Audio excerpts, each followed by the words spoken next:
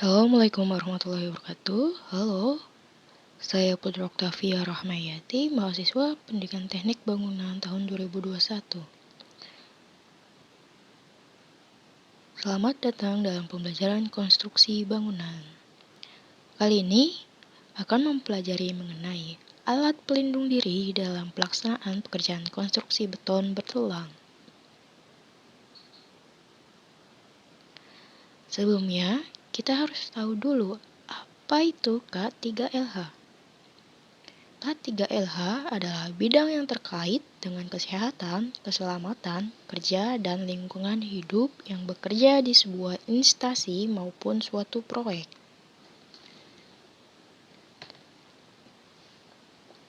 Selanjutnya, tujuan K3LH yaitu untuk melindungi tenaga kerja atas hak selamatannya ketika melakukan pekerjaan untuk kesejahteraan hidup maupun meningkatkan produksi dan produktivitas nasional.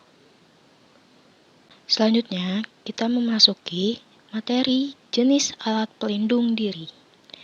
Jenis-jenis alat pelindung diri terdiri dari alat pelindung kepala, alat pelindung telinga, alat pelindung tangan, alat pelindung kaki, alat pelindung mata, alat pelindung pernapasan, dan pakaian pelindung. Sebelumnya, apa alat pelindung diri itu? Alat pelindung diri adalah kelengkapan yang wajib digunakan oleh pekerja sesuai dengan bahaya dan risiko kerja digunakan untuk menjaga keselamatan pekerja sekaligus orang di sekelilingnya. Kewajiban ini tertuang dalam Peraturan Menteri Tenaga Kerja dan Transmigrasi Nomor 08-Men-7/2010 tentang alat pelindung diri, dan pengusaha wajib untuk menyediakan alat pelindung diri sesuai dengan Standar Nasional Indonesia atau SNI bagi pekerjanya. Pelindung kepala. Jenis pelindung kepala ini terbagi dengan kategori kelas. Dalam gambar A, kelas G, untuk melindungi kepala dari benda yang jatuh dan melindungi dari sengatan listrik sampai 2200 volt. Gambar B, kelas E, untuk melindungi kepala dari benda yang jatuh dan dapat melindungi dari sengatan listrik sampai 20.000 volt. Gambar C, kelas F, untuk melindungi kepala dari benda jatuh yang tidak dapat melindungi dari sengatan listrik dan tidak melindungi dari bahan-bahan yang merusak. Pelindung mata dan wajah.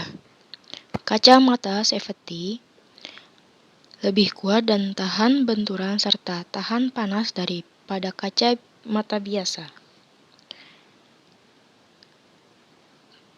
Ada pelindung wajah untuk melindungi wajah dari bahan. Ada pelindung wajah untuk melindungi wajah dari bahaya percikan bahan kimia, objek yang berterbangan, atau cairan besi. Lalu ada Google, pelindung mata yang lebih baik dibandingkan safety glass sebab lebih menempel pada wajah. Selanjutnya ada helm pengelas, yaitu untuk melindungi wajah dan mata akibat lensa penahan khusus yang menyaring intensitas cahaya serta energi panas yang dihasilkan dari kegiatan pengelasan. Selanjutnya ada pelindung pernapasan.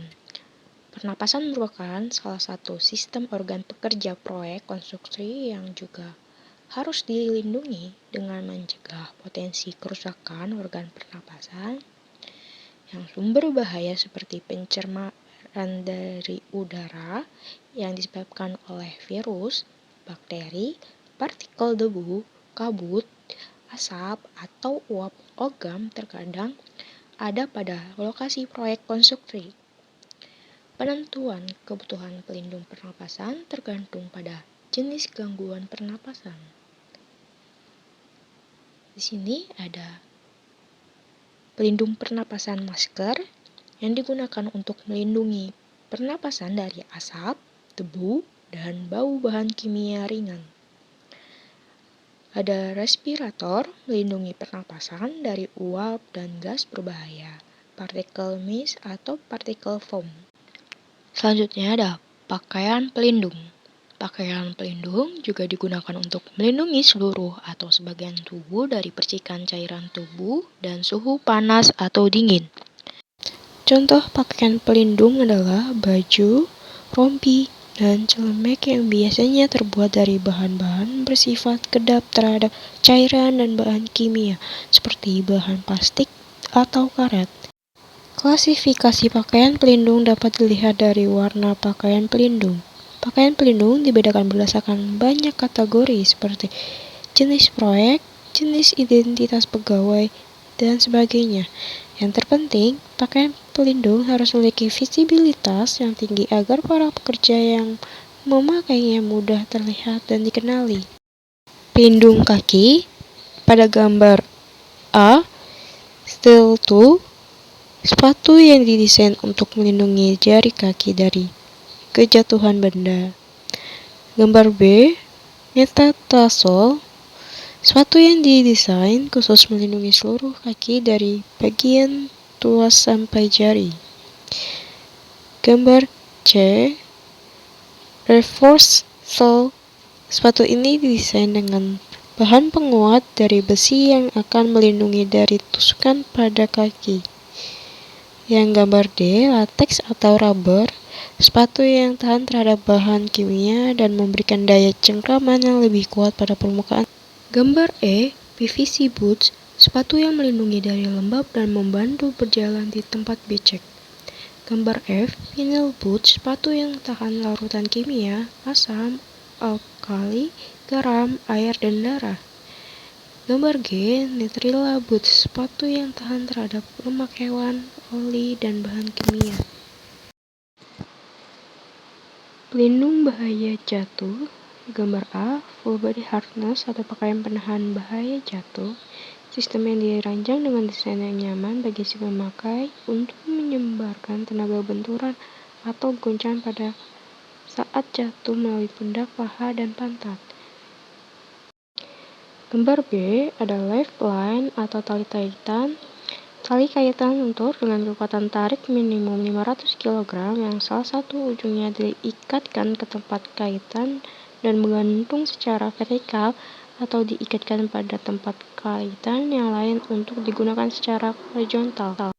Gambar C ada anchor point atau tempat kaitan, tempat yang menyangkutkan pengait yang sedikit harus mampu menahan 500 kg per pekerja yang menggunakan tempat kaitan tersebut.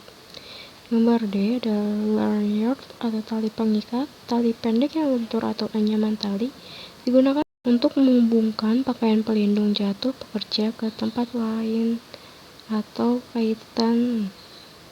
Gambar E refreshing lifelines atau pengencang tali kaitan, komponen yang digunakan untuk mencegah agar tali pengikat tidak terlalu kendor.